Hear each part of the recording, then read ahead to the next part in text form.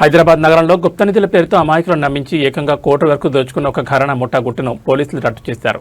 ఇంట్లో పూజలు చేస్తే గుంతలోని బొగ్గు బంగారంగా మారుతుందంటూ మాయమాటలు చెప్పి బురడి కొట్టిస్తున్న 4 సభ్యుల ముఠాను పోలీసులు అరెస్ట్ చేశారు. వారి వద్ద నుంచి భారీగా వాహనాలు, నకిలీ బంగారపు నాణేలను స్వాధీనం చేసుకున్నారు.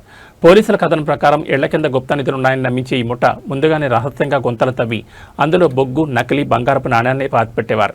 తాము చెప్పిన ప్రత్యేక పూజలు చేస్తే ఆ బొగ్గంతా స్వచ్ఛమైన బంగారంగా మారుతుందని బాధితులను నమ్మించేవారు.